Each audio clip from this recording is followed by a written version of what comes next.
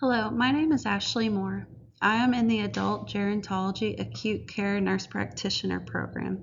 I have 3 years of emergency room experience and 2.5 years of oncology experience. Patient satisfaction is near and dear to my heart, having been a patient several times before in the emergency setting, as well as several family members. I have chosen to do my presentation of the concept analysis on patient satisfaction in emergency care. I will be exploring the factors contributing to the positive patient experience in high-stress environments. We all may have personally experienced an ER visit or a family member or friend that has had either a good or a bad experience when visiting the ER during a difficult time in our life or their life. Oftentimes we remember the nursing staff or doctors that took care of us, the room we were in, and the general environment of the visit. The impact we had during that visit, whether we were discharged or admitted for a day or two, leaves a lasting imprint on us and our health. This concept analysis utilizes the Walker and Avent Guide, which is an 8-step process that will guide this presentation. Patient satisfaction has been selected as a concept. Next, we will determine the aims of the analysis. So the aim or purpose of this concept analysis is to aid us in understanding the concepts of improving overall practice as it pertains to nursing education and research. It's going to help us to better understand how we can improve patient satisfaction within the emergency department. By understanding the concept of patient satisfaction, we can improve overall practice to improve patient goals and outcomes. There are many definitions of patient satisfaction in nursing literature. Some have described it as timely care, communication, and empathy. Koser outlined one of the best definitions and fundamentals of nursing. He stated that patient satisfaction is a patient's subjective evaluation of their cognitive and emotional reactions as a result of the interaction between their expectations regarding ideal nursing care and their perceptions of the actual care received. This definition emphasizes the gap between patient expectations and perceptions, highlighting that satisfaction arises when actual care meets or exceeds what the patient considers ideal. From other disciplines, we can gain different perspectives of what this terminology means as well. From healthcare quality perspective, patient satisfaction is the degree to which healthcare services meet or exceed the expectations of patients, reflecting the quality of care from the patient's viewpoint, focusing on that word expectations. From marketing and a service view, we can look and see that patient satisfaction is a cognitive and effective response resulting from a healthcare consumer's evaluation of the received service compared to their prior expectation. These definitions illustrate that patient satisfaction is multidimensional. It's a concept involving the comparison of patient expectations with their actual experiences. It can be influenced by quality of care, a person's personal values, beliefs, and previous experiences, which all shape their satisfaction levels. The next step in our process is defining attributes. The attributes or characteristics of the concepts are essential to improving patient satisfaction in emergency care. In an article by Wolf published in the Journal of Emergency Nursing, he conducted a literature review to explore factors influencing patient satisfaction within nursing care. He aimed to identify elements that contributed to patient perceptions. He found that communication was paramount. The types of communication that he found were most effective were sharing care plans, updating patients and their family on the status, empathy and compassion, and timeliness of needs, whether that was assisting patients to the restroom or providing them with another blanket. All of these things help to contribute to better clinical outcomes. They help patients to adhere to the treatment plans outlined by the care team, and they ultimately influence hospital reputation and patient retention. Next, we will discuss a model case as it pertains to overall patient satisfaction. This case will highlight the important attributes and concepts that are needed in high-stress environments. The red words throughout the case signify important characteristics that the emergency room staff exemplify, which contribute to improving patient satisfaction. So for patient background, we have Mr. John Doe. He is a 45-year-old man with no significant medical history. He arrives to the emergency department complaining of acute abdominal pain. He appears anxious and is accompanied by his wife. Upon arrival, Mr. Doe is greeted promptly by the triage nurse, who displays a warm and empathetic demeanor. The nurse listens attentively as he describes his symptoms, ensuring he feels heard and understood. Recognizing the severity of his pain, the nurse quickly assesses his vital signs and prioritizes him for immediate evaluation. Mr. Doe is escorted to a private examination room within 5 minutes. The ED nurse introduces herself by name, explains her role, and assures Mr. Doe that she is there to help. She provides a detailed explanation of what to expect during his stay, which helps alleviate his anxiety. The attending physician arrives shortly after, introduces himself, and engages in clear, compassionate communication.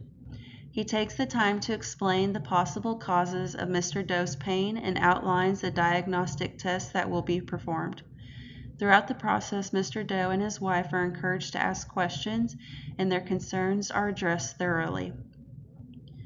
Understanding Mr. Doe's discomfort, the nurse offers pain medication per the physician's orders and ensures he is physically comfortable by providing a warm blanket and adjusting the bed position. She checks on him regularly and provides updates on test results and wait times.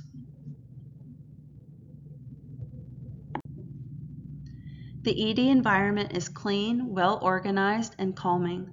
Soothing colors and minimal noise contribute to a less stressful experience. Information brochures about abdominal pain are available, which Mr. Doe's wife reads to understand his condition better. After diagnostic tests, the physician returns with results and involves Mr. Doe in developing a care plan. They discuss treatment options for his diagnosed condition, acute appendicitis, and decide on a surgical intervention. The surgeon is brought in to explain the procedure in detail. Before being transferred to the surgical unit, the ED nurse ensures that Mr. Doe and his wife understand the next steps. She provides her contact information should they have further questions, emphasizing the team's commitment to his well-being. Mr. Doe expresses gratitude for the prompt, compassionate care he received. The staff's effective communication and empathy significantly reduce his anxiety. He feels confident in the care plan and proceeds to surgery with a positive outlook. This model case incorporates all of the defining attributes of patient satisfaction in emergency care. We have timeliness of the care. He was rapidly triaged, and immediate attention to his condition minimized wait times and potential complications. He received effective communication. This was seen through clear explanations and open dialogue, which empowered him and his wife to participate and care actively, and to have open dialogue to provide answers and ask appropriate questions. They were shown empathy and compassion. The staff demonstrated genuine concern and addressed both his emotional and physical comfort, and they provided a patient-centered approach. They involved Mr. Doe and his wife in the decision-making process from the moment they arrived to the ER all the way to the point that he had surgery.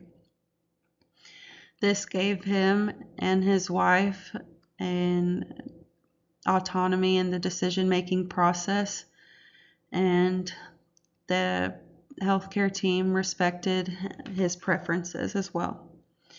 Lastly, it provided a comfortable environment within a chaotic environment like the ER, providing a clean and well-organized setting can contribute to a calming experience. Overall, this case was a good example of how patient satisfaction can go.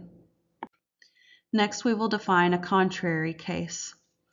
We have Miss Jane Smith, a 30-year-old woman with a history of migraines.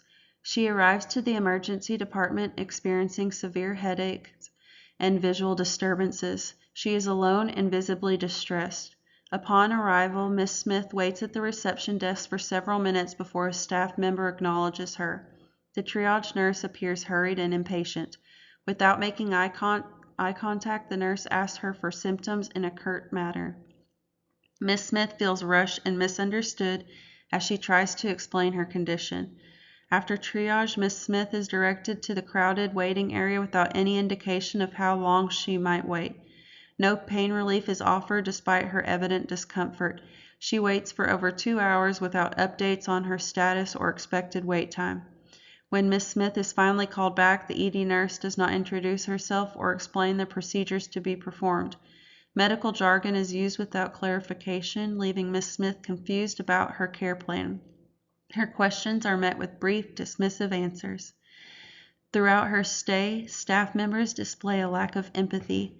No one addresses her anxiety or offers reassurance. The nurse seems preoccupied with tasks, and there is minimal patient-nurse interaction. Miss Smith remains in pain, and no interventions are made to alleviate her symptoms promptly. Next, the ED environment is noisy, cluttered, and lacks privacy. Overhead announcements and staff conversations contribute to her growing discomfort. The room is cold and no blankets or amenities are provided. Miss Smith feels just like another number in a busy department. There is no effort to involve Miss Smith in decision-making. Tests are ordered without explanation, and she is moved from one area to another without being informed why. Her personal preferences and concerns are not considered. Frustrated and feeling neglected, Miss Smith decides to leave the ED without receiving complete care. She expresses dissatisfaction with the lack of attention and poor communication. Her condition remains unresolved, and she is unlikely to return to this facility in the future. This contrary case lacks the defining attributes of patient satisfaction in emergency care. There were significant delays without explanation, which contributed to increased anxiety and unresolved pain. There was poor communication, which left Miss Smith confused and uninformed about her care. The staff demonstrated indifference, and they failed to address her emotional and physical needs, leaving her without pain medication or any remediation. Miss Smith was then excluded from her care planning, disregarding her autonomy. And in an unfamiliar and an unpleasant setting, this exacerbated her distress with no efforts made to improve her comfort. This scenario just illustrates how the absence of essential attributes leads to patient dissatisfaction. It emphasizes the importance of addressing these factors to enhance patient experience in the emergency department. The next step in the process is antecedents. These are events that must occur prior. They must appear before the concept is to happen. So 2 things that I am going to discuss today are staff training and resource availability. In reference to staff training, we must look at enhanced clinical competence. Training ensures that staff are up to date, and by having up-to-date knowledge and skills, this will provide high-quality care, which will increase patient trust and satisfaction. Staff can also be trained on proper techniques on communication. This will help staff to interact effectively with patients and their families, addressing their concerns and reducing anxiety. As we saw in the model case versus the contrary case, in the model case, the nursing staff and doctors were able to put the patient and his wife at ease. answering all their questions through their proper communication skills. Also, within staff training, we can look at cultural competence. If staff are trained on cultural sensitivity, it'll enable them to provide personalized care that respects patients' backgrounds and preferences, because this is very important within the ER. We see all different types of walks of life, people from different backgrounds, of different ages as well. And it will provide a consistency of care. If we as a staff can be trained regularly, it will promote a standardized practice, reducing variability in patient experiences. Next, we'll look at resource availability. Timeliness of care. So if we have sufficient resources such as adequate staffing and equipment, it can ultimately reduce wait times and delays in treatment. If a monitor in a room goes bad, or if we're missing a bed in 2 rooms, that can be a room or 2 rooms lost, which will cause delays in care, which will directly impact patient satisfaction. And the access to necessary medical equipment and supplies allows for accurate diagnosis and effective treatment. This will overall enhance patient outcomes. Also, within resource availability, we have to look at comfort in the environment. So we need to make sure that we have the available amenities like clean waiting room areas, comfortable seating, and privacy to contribute to positive patient experiences. If we can look at an example of the waiting room within an emergency department, if a patient comes in with a migraine and they come in and see trash all over the floor, or blood stains on the floor, blankets everywhere, it makes for an uncomfortable visit right off the bat. If a patient were to walk in with abdominal pain and see that there's a janitorial staff mopping the floors and the room is completely clean and they're greeted with a smile, that makes for a better experience. And then lastly, we can look at staff satisfaction. So if staff have the adequate resources that we need, it can reduce staff burnout and stress, which will ultimately enable them to provide better care and interact more positively with patients. Next, within the 8-step process are consequences. Consequences can be looked at as either good or bad. Within my presentation, I am going to look at 2 main consequences within the outlook of patient satisfaction that impact patients and their families positively. The 2 that I will be discussing are continuity of care and reducing admissions. These 2 are positive outcomes that go hand in hand. Satisfied patients are more inclined to attend follow-up appointments and engage in preventative health behaviors, which are essential for ongoing health management. Improved adherence and engagement decreases the likelihood of unnecessary readmission, benefiting both patients and healthcare system. Easy ways to obtain this in the emergency department are ensuring that doctors have spoken with patients before discharge. This can include using translator applications if another language is spoken by the patient. This helps to reduce gaps between patient and provider. Also, another way to assist with the continuity of care is to have nursing staff or doctors highlight numbers for referrals and allow for time as it pertains to follow-up questions or medication questions at time of discharge. This picture here illustrates the promotion of continuity of care As I discussed earlier, we have the comprehensive care coordination between doctors, nursing staff, patients, and their families.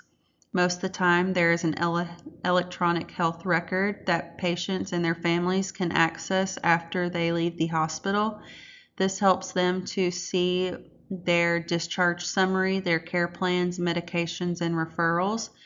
If a patient is not within the system for their referral or their PCP, they can access the healthcare record or utilize their discharge paperwork to take to their care plan, primary care provider, or their referrals. Next, we have care transition and discharge planning. Then we will end on patient education and empowerment.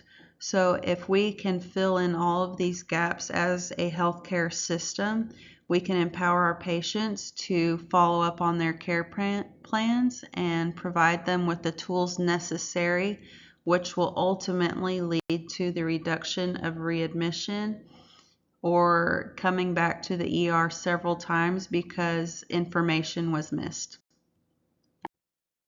In the Walker and Abbott method, empirical reference are the final step, which are crucial for linking the theoretical concepts to practical measurement. Two key points that I want to discuss are patient satisfaction surveys and observational assessments.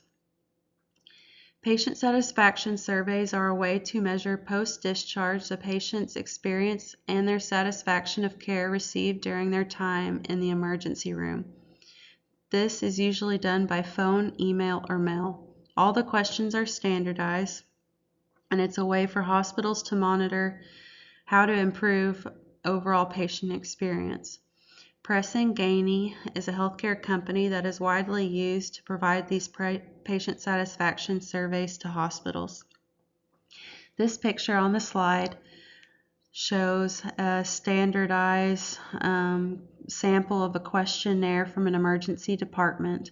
Some of the example questions: during the emergency room visit, how often did nurses listen carefully to you? During this emergency room visit, how often did doctors treat you with courtesy and respect?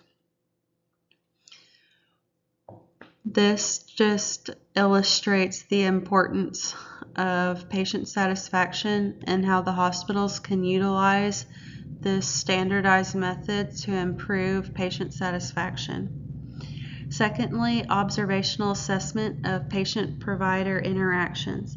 This is a way for hospitals to objectively observe and gain insight into how doctors and nurses interact with patients. It can be monitored by checklists or involved shadowing during interactions at the bedside. This method provides insight into staff training needs and identifies systematic issues. Key behaviors monitored include greeting patients warmly, explaining medications or procedures, and then responding promptly to patient needs. In the emergency department, this is significant because it can improve overall wait times and improve patient expectations. So once we have finished analyzing the concept, we must look a step further at its implications. How can we apply this concept of patient satisfaction to practice, research, and education in the emergency setting? And how can we relate this, more importantly, to our future practice as DNP nurses? For the implication of nursing practice, as a doctorate nurse practitioner in an emergency care setting, we can lead the adoption of patient-centered care models that prioritize patient satisfaction. We could implement strategies to improve communication, reduce wait times, and improve the emergency room culture overall. We could foster a culture that values empathy, respect, and responsiveness to patient needs. We could utilize clinical skills to design and implement quality projects focusing on patient feedback and identify areas that can be improved while collaborating with other team members to develop targeted interventions. In regards to nursing research, through evidence-based practice, we can conduct research to identify best practices that enhance satisfaction in emergency settings and study the effectiveness such as staff training programs or the implementation of different educational resources. We can also explore the relationship between patient satisfaction and clinical outcomes such as readmission rates and recovery time for certain disease processes or emergency bedside procedures like moderate sedations. And lastly, we must examine education. So through education development, we can integrate patient satisfaction scores to include online modules and in-person trainings or simulations on effective and therapeutic communication, because this is so crucial for all areas of nursing. It could be utilized in new grad programs or in yearly emergency trainings in addition to skills labs, because while regular skills are important, this could arguably be as an important skill as any other. And due to the longevity of patients and the growing complexity in patient care, it is imperative that we take proper steps to educate staff on how to improve overall patient care and satisfaction to minimize disruptions in improving quality outcomes. In conclusion, patient satisfaction is multifaceted and completely essential. By understanding and being able to address the defining attributes like effective communication, empathy, timeliness, patient-centered care, we can enhance patient satisfaction in an emergency setting where time is of the essence and where patients are in their most vulnerable state. It signifies the implications for nursing practice, research, and education. We can improve patient satisfaction, which leads to better patient outcomes, improves hospital reputation, and overall healthcare quality by emphasizing its importance for emergency nursing and future DNP roles. And most importantly, it leads for a call to action. As nurses, in our ongoing efforts in staff training and policy advocacy and integration of patient satisfaction metrics, these things are all necessary to positively foster patient experiences in high-stress emergency environments. I appreciate you listening to my presentation today. Thank you very much.